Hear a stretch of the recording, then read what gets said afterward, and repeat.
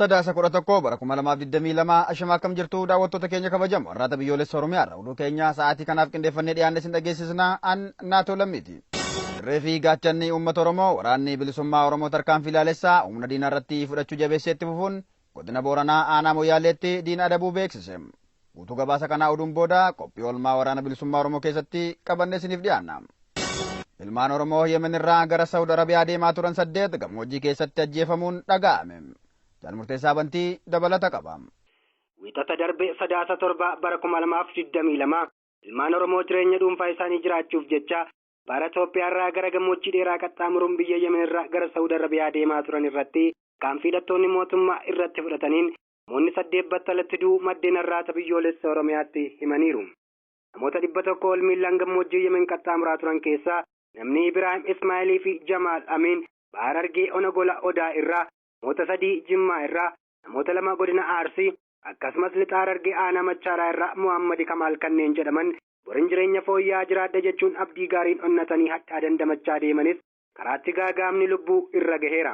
Akka maddeen odeeffannoo keenyaa jedhanitti namoota ajjeefaman malee kanneen baqatanii hanga ammaa hin argamin jiran hedduu ta'uu ibsuun ofii baqatanii duubatti deebi'uun biyya Yemenitti galuu ibsaniiru.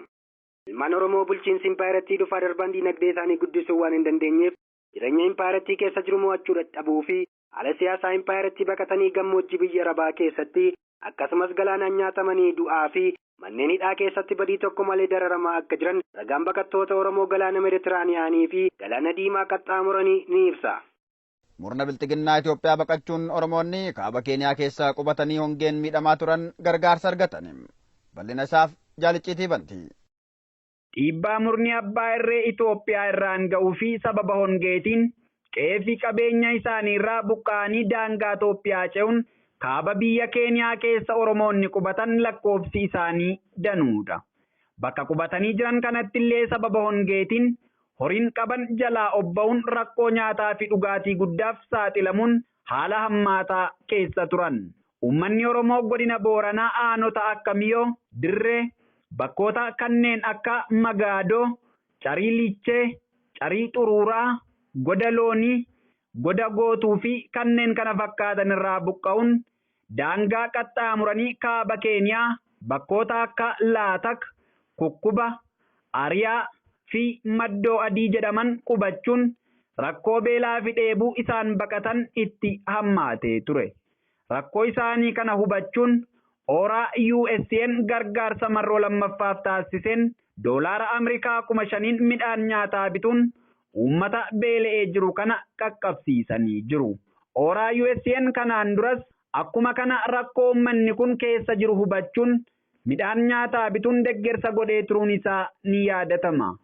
Gama biraatiin namoonni dhuunfaa Jeneraal Aayishaa Goobanaa doolaara 300 fi Aadde Fitaa Biher guddinaa doolaara 200 gumaachuun uummata beelee kanaaf bishaan dhugaatii konkolaataan akka dhaqqabu taasisanii jiru. Buqqaatonni kunneenis deeggarsa godhameef itti gammaduun rakkina keenya hubattanii yeroo nuuf hamtuu kanatti lubbuu keenya baraaruuf deeggarsa nyaataa fi dhugaatii waan nuuf gootaniif galatoomaa ammallee rakkoo jabaan waan nutti jirtuuf akkasuma Oromoo bal'aan harka isaa akka nuuf hiixatu ni gaafanna jechuun dhaamsa dabarfataniiru.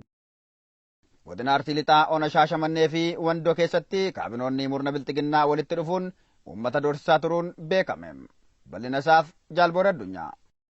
Ergamtootni sirna bilxiginnaa siyaasa isaan harkatti kufee jiru ol tubuuf jecha ilmaan Oromoo yakka tokko hin qabne Oromummaa qofaan yakkuun miidhaa irraan ga'aa jiru.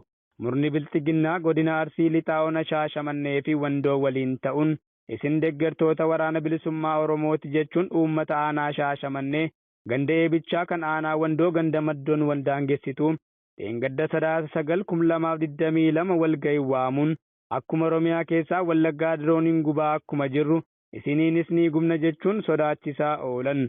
Waltajjii kanarratti bulchitoonni gandoota adda addaa irratti kan argaman yoo ta'u waltajjicha adda durummaan kan hooggane waajjira bulchiinsaa fi nageenyaa Shaashamannee obbo Amaan Adam jedhamuu fi kan aanaa Wandoo irraa dhufe ta'uun barameera. Itti dabaluunis ilmaan keessantu woboo keessa jira akkasumas naannoo kanaa deemanii gandatti nu fidanii tarkaanfii nurratti fudhachiisaa jiru jechuun kanaan booda maatii qabsaa'otaa irratti tarkaanfii hadhaa akka fudhatan hubachiisaniiru.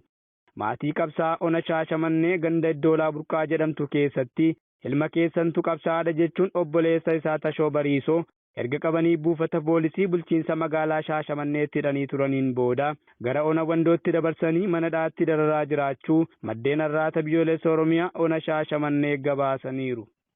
Lixa Shaggar aanaa Gindabaratii fi Abuunaa Gindabarat keessatti dararaan maqaa waraana bilisummaa Oromoon uummata irra ga'uu itti fufe. Jaalimoonaa Faayisaa dabalata qaba. Murni biltsiginnaa ergaalee jajjabaa waraanni bilisummaa Oromoo lixa Shaggar aanota adda addaa keessatti fudhachuu eegalee lola woboon geggeessu dura dhaabbachuu dadhabuun uummata nagaanota kanneen keessatti ajjeesaa hidhaa saama fi qeerraa buqqisuu hojii idilee taasifatee jira. Aanota kanneen keessaa aanaan Gindibarat tokko yeroo taatu gandoota baadiyyaa aanichaa keessaa uummanni magaalaa Culluxxee fi Kaachisiin deemee gabaa fayyadamuuf karaatti waraana fi milishoota sirnichaan gaaffiin qoramaa saamamaa fi waraqaa eenyummaa hin qabdu jechuun reebichi irra ga'aa jira. Qeerroowwan abbootii fi harmootii siyaasa kam keessayyuu quba hin qabne deeggartoota waraana bilisummaa Oromooti jechuun qabanii murtii tokko malee buufata poolisii aanichaa magaalaa Kaachisii keessa jirutti hidhanii dararaa jiru. Aanaa Abuunaa Gindibarat keessatti uummata nagaa irratti dararaan wal fakkaatan geggeeffamaa akka jiru maddeen arraata biyyoolessa Oromiyaaf himuun namoota baay'ee baatanii woboo balaaleffachuu diddanii fi gargaaraa jirtuun qabaniidhaan rakkisaa jiru. Aanota kana lamaan keessattis ta'e kanneen biroo godina lixa Shaggar keessa jiran keessatti ilmaan Oromoo Oromummaa isaanii qofaaf dararaa ulfaataa argaa jiraachuu maddeen dabaluun ibsaniiru. Egaan daawwattoota keenya kabajamoo arraata biyyoolessa Oromiyaarraa oduu keenya dilee sa'aatii kanaaf jennee qindeeffannee dhiyaanne asumatti goolabna. Qophiilee keenyaafan waliin turtii gaarii isiniin jenna.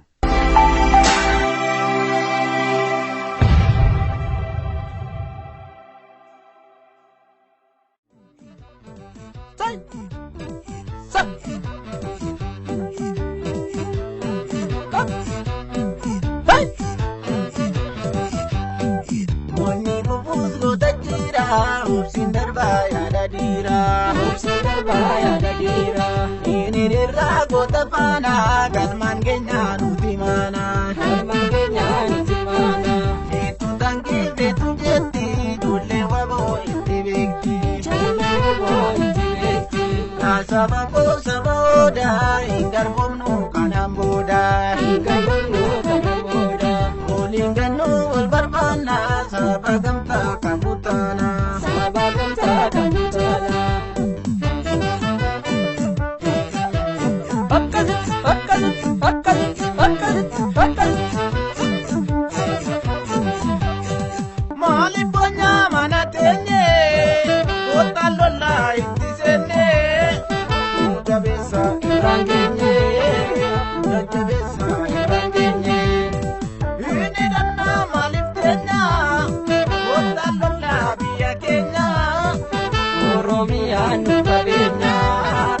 Oromiyaan tabeenya yaadoli loli lolaa goota koo kanaaf danaan shakkii gaafa rakkoo yaadoli loli lolaa goota koo kanaaf danaan shakkii gaafa rakkoo yaadoli goota murtii xinnaara yaadoli jabaa shiitu yaara yaadoli hamuudaa biyya kiyyaa yaadoli hundumtuu naan tubeyaa yaadoli biyya loltuu hin qabne.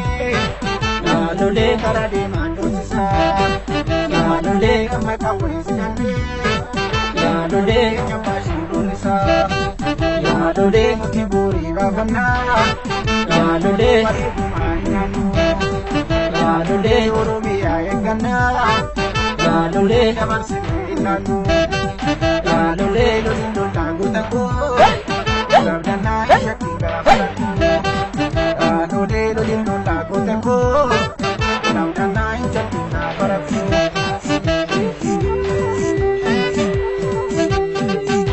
Mubaara gorii karaa morgorii mubaara gorii sadii tilolii sirnaan keenya baranaa gadimnu alana alana ranginye barana barana gadimnu alana alana sumaniga hukkisi adirabe akkasi puresa tuttuki abadabe hukkisi sumaniga hukkisi adirabe akkasi ajjabe tuttuki abadabe hakoti iga tole tole tole tole tole tole iga tole tole barana kana tole iga tole tole tole tole tole tole iga tole tole barana kana tole iga tole tole tole tole tole tole iga tole tole barana kana tole iga tole tole tole tole tole tole iga tole tole barana kana tole.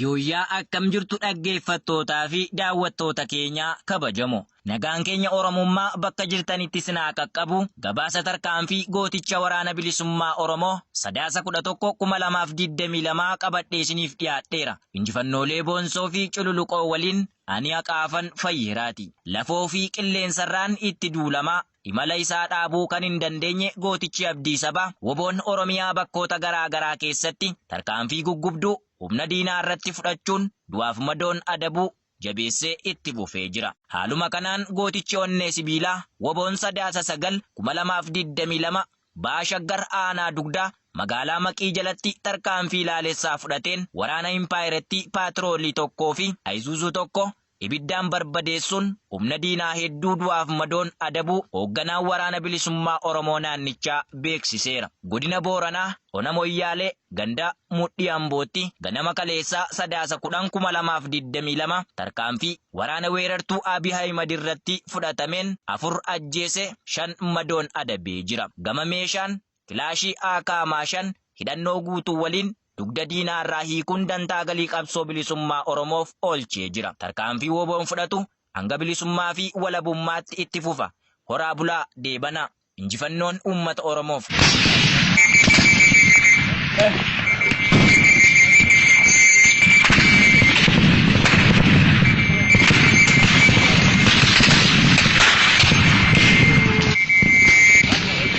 Gabaasa gumaacha gooticha waraana bilisummaa Oromoo dinagdeen tinnisuuf taasifame kan sadaasa 11/2022 isiniif dhiyeessa. An Booree Addunyaati. Sabboontotni ilmaan Oromoo irree fi gaachana uummata Oromoo woboo dinagdeen jabeessuuf gumaacha taasisan cimsanii itti fufanii jiru. Haaluma kanaan jaarmiyaan tokkummaa baqattoota Oromoo Yaman koonyaan radaa gurmuu urjii gumaacha marsaa 28ffaaf doolaara 10,000 woboo qaqqabsiisanii jiru. Gargaarsi woboof taasifamu ittuma fufuun maadheen hambaa aanolee gargaarsa marsaa 3ffaaf maallaqa impaayera Itoophiyaa 50,000 gumaachanii jiru. Qaqqaaliiwwan ilmaan Oromoo maadheen gurmaa'anii woboo cina dhaabbatan kun fuula duratti deeggarsa barbaachisuun woboo bira dhaabbachuu fi qabsoo hidhannoo jabeessuuf ibsa ejjennoo baafachuu isaanii gabaasa ajajaan olaanaan ABO woboo har'aata biyyoolessa Oromiyaa qaqqabsiisaniin beekuun danda'ameera. Nutis galanni keessan bilisummaa ta'u ittiin jenna. Horaa bulaa deebanaa. Injifannoon uummata Oromoof.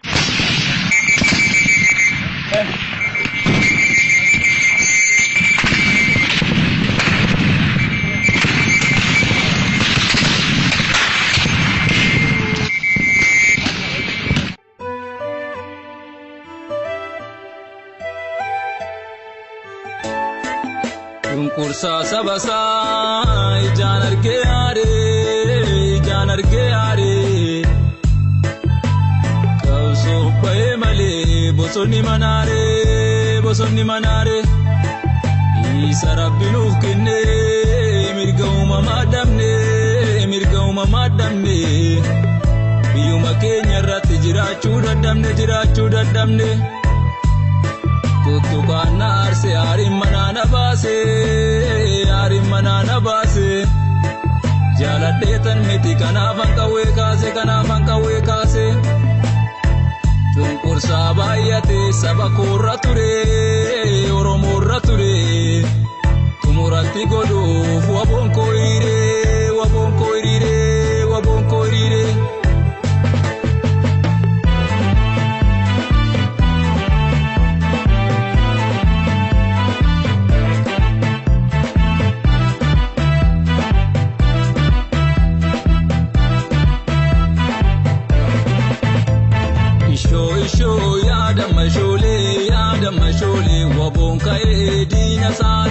Isho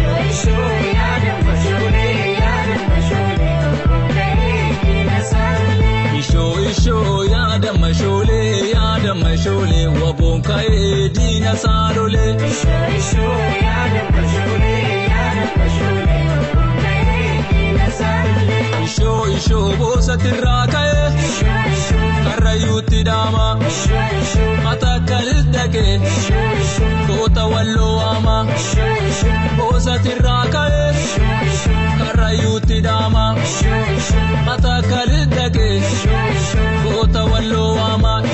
Isho yaada mashole waboon ka'ee diina saalole. Isho yaada mashole waboon ka'ee diina saalole. Dambii dhaqeen waboo koo dubbisaa Harargee gabbu'een dhaamsa koo dabarsaa. Onni jabarbadaa empaayira raasee Finfinneetti imaluuf waboon ibsa baasee. Dambii dhaqeen waboo koo dubbisaa Harargee gabbu'een dhaamsa koo dabarsaa. Onni jabarbadaa empaayira raasee Finfinneetti imaluuf waboon ibsa baasee. Finfinneetti imaluuf waboon ibsa baasee.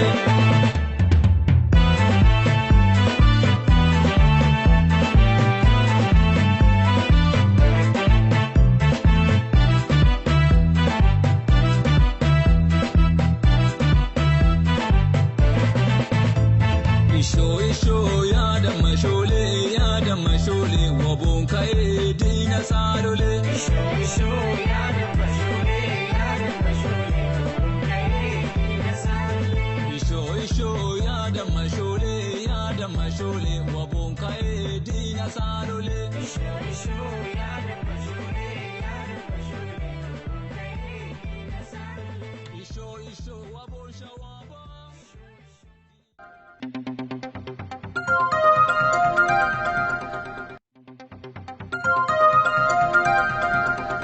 Hello, akkam jirtu naguma? Nagaa galata Waaqayyoo sirraati. Aqaafan Fayyeeraan jedhama arraata biyyoolessa Oromiyaa irraa. Mee isin jiraataa eessaa akka taatan dhaggeeffattoota keenyaaf nu ibsa. Ani jiraataa godina Wallaggaa lixaa aanaa mana sibuu gandaa Mandii keessan jiraadha. Ayyee godina lixa Wallaggaa aanaa mana sibuu magaalaa Mandii keessatti gochi mootummaan impaayera Itoophiyaa yeroo ammaa gochaa jiru gocha sanyii duguuggaa raawwachaa jira. Baga irraa haftan isiniin jenna. Tolee duguuggaa waliin irraa hamdee baga waliin irraa hamdee. Ayyee mee yeroo ammaa haalli uummata Oromoo magaalaa Mandii keessa jiru maal fakkaata? Humni qilleensarraan darbatamee uummata Oromoo jumulaan fixaa jiru kun akkamiin ibsitu? Mee dhaggeeffattootaaf waarraa nu dubbadha. Egaa walumaa gala naannoo mana sibuu baay'ee rakkisaadha. Baay'ee haala suukaneessaa keessa jiraata. Rakkina guddaa baay'ee keessa jira. Akka sareetti yeroo mootummaan kun dhiiga ilmaan Oromoo keessatti dhangalaasaa jirudha. Keessa wanti guddaan tokko guyyaa kaleessaa waan raawwatee mucaa maraatu tokko badhaasee guddatu jedhama. Aanii ajjeesanii biichii keessa buusanii namni naannoo sa'aatii 9 achi keessaa fuudhanii awwaalan. Haa ta'u malee amma gaa'umna qilleensaadhaan magaalaan Mandii baay'ee isaanii inni kaleessa gaafa roobii ta'e dhiigi namaa hedduu bakkeetti dhangala'ee namni gubatee bifi isaa wal'aaname waan inni fakkaatu bifa wal'aananii jiraatanii filangoota akka martiin daaraa isaa ammaaranii jiraatanii roottan waasanidha. Mana sibuun dirree waraanaa guddaa taatee mootummaadhaa fi bakka namni duwwaatu jira malee kan namni mana sibuu jedhamee waamamu namoonni keessa jiraachuu hin dandeenye amma baay'ee isaanii bakkee jiru baay'ee bakkatanii. Ayyee mee kan isin nu kaasutti jirtanii dirree waraanaa taatee akka jirtuu fi murni impaayera Itoophiyaa immoo aangoo dhuunfaa isaaf jecha lammiilee nagaa fixaa akka jiru uummata Oromoo baay'inaan jumulaadhaan akka fixaa jiru nuuf kaasutti jirtu.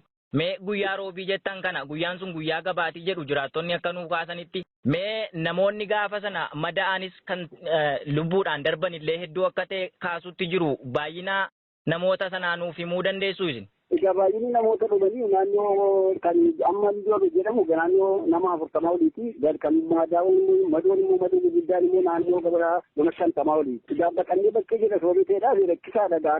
Akka itti dubbatamu baay'ee ulfaataadha. Dirree xiyyaaraadhaan deemamuudha soorii ta'edhaaf dirooniidhaan reebamaa jiru soorii ta'edhaaf namoonni mana keessa jiru bakkee mana keessa jiran bakkeeru malee ala jiru. Namoonni lubbuudhaan darban kunis ta'e namoonni madaan kun yaala argachaa jiru kan madaan kan du'anoo akkamittiin reeffi isaanii geggeeffamaa jira. Namoonni hedduun akka dhuman kaasutti jirtu baqataniillee kan irraan rukuteerra immoo lafoodhaan waraana isaallee xiyyaaraan asoosaatti buusee immoo achi as itti malchiisee uummata akka weeraraa jiru uummanni illee mana isaa qeessaa gadhiisee bosonatti akka baqatee jiru kaasutti jirtu. Awwaalchi namoota lubbuudhaan darbanii kun akkamiin geggeeffame? Maaltu geggeessa? Eenyutu geggeessa? Bakkee keessatti kun akka bineensaatti saree akka sareetti nyaatamaa jira malee maaltu funaanee geggeesse? Hammi immoo tokko kan isaan funaananii isaan immoo kan isaanii gubatee abiddaan kan gubate beejilaan kan gubateedha malee isaati maaltu funaanee awwaalaa jira? Bakkeetti namni dhumaa jira. Darbee baay'ee kan nama gaddisiisu keessaati reeffa namoota kanallee akka furanneef immoo irraa hari'u isaan immoo dhufanii amma soota irraati baay'ee dachanii dhufa dhiraataniitu ari'anii namoota bakkee jira namni bakkee yaa'ee jira malee akkatti fuudhanii awwaallatanii jiru. Bisa namaas adda baastee beekuun hin danda'amu. Ayyee lubbuun namoota darban kun adda baasuun illee akka hin danda'amne kan gariin gubatanii gariin immoo dirooniin itti darbatame kun kukkutee oliin namootaallee hanga wallaalamee awwaalchallee dhabee akka rakkachuutti jiru nuuf kaasutti jirtu. Mee mootummaan Impaayera Itoophiyaa kun kan irraanis ta'ee jalaan itti bobbaasee uummata Oromoo nagaa ficcisiisaa jiruuf maali? Sababiin isaa inni guddaan maali? Maal godhe uummanni kun maal fedhiin isaa immoo maali? Sababiin isaa maali jettanii yaaddu isin? Egaa fedhiin isaa sababiin isaa waan kana jennee waan tilmaamanii yaadamu hin jiru waan isaa hin beeknudha. Waan nurra barbaachisu kaffalaa jirra waan nurra barbaachisu hundi bakka raawwachaa jirratuma kana raawwachaa jirru ta'uu ofuma keenya irratti maasii maduwwaa argine amma fakkeenyaaf naa fudhattee ilaalte namni namtii keessa jiraatu hundumtuu hojjetaas haa ta'uu dabqaan bunaas haa ta'uu warra bifa adda addaadhaan hojii argatan keessaa iyyuu agabuu bulaa namni gara caalaansaa saamunaan tokko illee keessaa saamunaan tokko birrii 40 kan asirraa argattee lafatti jechuu qabdu waan adda addaa irratti akka argattee jechuu qabdu akkina guddaa keessa kan jiru uummata kana immoo deebisee raatee achii gadi gararee raatee dhiiga isaa lolaasee akka saree bakkeetti gatee darbanii immoo dhufa jiraatanii isaan kan nama dhibu keessa kan amma kan sila fittinee ture kan nama gaddisiisu maraatuu ajjeesu jechuun waama nama maasuu kan jechuudha amma kaleessa naannoo sa'aatii 9tti bataskaanaa Giyoorgisii Mandiirratti wara awwaalanii gara naannoo sa'aatii 9tti maraatuu namni ajjeesa maraatuu ajjeesanii yaatanii biichii keessa buusanii biichii keessa miidhagina turatanii fuudhanii awwaalan birrii tokko baay'ee waan nama gaddisiisu keessa jira uummati tokko rakkina guddaa keessa jira asiin immoo xiyyaaraadhaan jalaanii loltuudhaan tumee ajjeesaa jira egaa gara itti fudhanii lafatti hundatti namatti yeroo kanneen rakkina guddaa keessa jirra baay'ee rakkachaa jirra. Ayyee xiyyaara nama maleeyyiitiin marsaa meeqaffaaf mandiitti darbatamaa jira? Marsaa sadaffaa mandiitti darbatamee waamaa kan jedhamtu manurraa kiiloomeetira 37 ishee irraatti immoo marsaa lamatti darbatee mucaa umurii ishee waggaa 8 waamaa kan jedhamtu nurraati kiiloomeetira 37 fagaatti ishee irratti amma ishee immoo ishee ajjeesee gara nama 9 kan ta'an immoo isaan immoo madoomu guddaadha namni kan mandiitti isaan immoo naannoo waamaattis wallaanamaa jiru warra sun birattis maddiis dhufanii wallaanamaa jiru. Ayyee waraanni mootummaa Impaayera Itoophiyaa magaalaa Mandii keessa socho'aa jirus xiyyaara nama maleeyyiitiin illee kan inni uummata Oromoo lammii nagaa iddoolee Oromiyaa godina Oromiyaa garaagaraa keessatti gocha kana raawwachaa jiru. Sababa waraana bilisummaa Oromoo waan jedhu ni sababeeffata. Mee waraanni bilisummaa Oromoo maal godhe magaalaa Mandii keessas ta'e naannoo sanarra hogguu socho'u arguu dandeessu ta'a. Waan waraanni bilisummaa Oromoo godhe maali? Waraanni bilisummaa Oromoo akka lammiin uummata Oromoo kun dhumuuf sababa ni ta'a yookiin immoo lammii nagaa irratti waan hojjetu qaba waraanni bilisummaa Oromoo sababa ni ta'a? Waraanni bilisummaa Oromoo akka nama tokkotti ituma akka kootti akka ofii kootitti ituma biyya keenya keessatti jiraate akka inni itti dubbatu akka inni gorsutti akka inni hojjennaa sabatti ituma jiraate gaariidha. Sababa isaaniif ta'uudhaaf hin danda'u malee sababa isaaniif kan ta'u tokko isa barbaadanii hin adamsu bakkeettanii hin loluu hin ajjeesu isaan keessaa iyyuu malee isaati kan argine malee isaan yeroo deeman karaarra yeroo deemanii gorsanii wanni jedhanii darbu ala biyya tokko waan isaan hojjetan amma isaati kanatti hin jiru. Ayyee waraanni bilisummaa Oromoo nagaa kan barbaaduu fi uummata isaaf kan yaadu nama gorsaa akka deemuu fi homaa tokko uummata Oromoodhaaf illee daba kan hin yaadne akkasuma lammii biraaf illee akka dhaabbatu kaasuutti jirtu.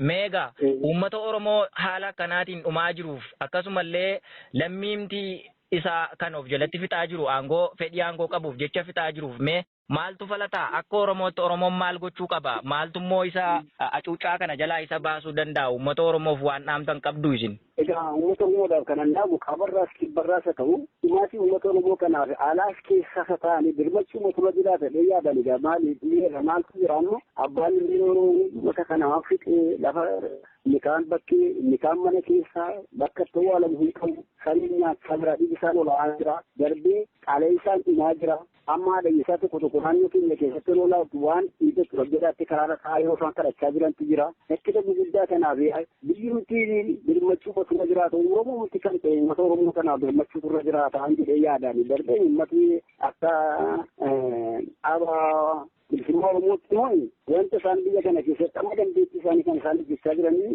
nama kana deddeebisuu nama qe'ee sanatti goree waatti goraniidha ta'etu waan isaan akka jirullee kennanii nyaachisaa deemu ala waan isaan uummata Oromoo irratti ba'aa ta'an tokko hin jiru. Rakkinni guddaan kan irra jiru mootummaa mootummaa biyya fixaa jira bakka birooyiidhaa fi miidhaan warra deeman kanaa biyyoollees jalaan. Ayyeen jiraataa magaalaa Mandii karaa arraata biyyoolessa Oromiyaa argamtanii yaada keessan dhaggeeffattoota keenyaaf waan nu qooddaniif guddaa galatoomaa fayyaa ta'a. Isinis illee galatoomaa adaraa dhalluma jedhinaan miyyadhaa iddoo jirutti miyyadhaa malkan jettanii kana keettiin nu dhaggeeffatinaan bakka uummata Oromoo dhumeera bakka beelaan takkinaan biraadhaan dhumeera bakka reedicha illee namni tokko baay'ee jira adaraa.